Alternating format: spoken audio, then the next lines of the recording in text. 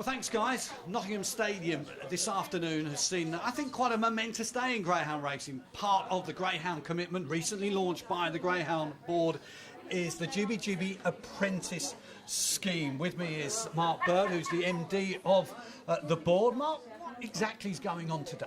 So, as you said, this is the launch of the Apprenticeship Scheme. It's taken us about 6 months since we launched the commitment to actually get it into place, but as you can clearly see today, we've got 17 people who are here, all of whom are brand new apprentices. Most of them get on staff with current trainers. Most of them are already doing that kind of work anyway. But this is a tremendous day for us to get this off the ground. And there's various presentations that have been going on. That's correct. So, I mean, the most recent one was Polly, who's the vet, who's actually been talking about anatomy and physiology of the greyhound. So it's been a really good day. And what's the next step for the guys and the girls, of course, that have signed up to be Gbgb apprentices? Okay, so as I said, there's 17 that are going to do it. They're already housed with trainers. I mean, as you know, you've got Mark Wallace and his son here, for example, so they're all embedded already.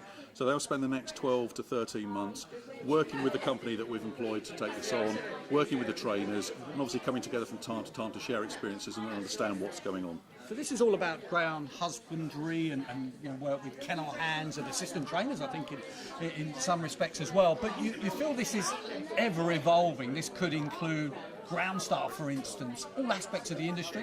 Well, already there's a number of promoters who have said that they'd like some of their paddock staff to be involved in this. And of course, you're quite right, a lot of it's around animal care and welfare. And the best thing about this is apprenticeships don't normally give a qualification, but what we've done is trying to give it some more value, is to get a certificate in animal care. So that's what's going to happen with them. You mentioned ground staff. That's probably what we're going to be looking at next, is seeing whether or not we can get apprenticeships up and running for ground staff as well. What we're trying to do is to professionalise certain areas of the sport. And in terms of obviously hand in hand, I think, with the ambassador scheme that was launched as well, this is again another forward step, you feel, for the industry.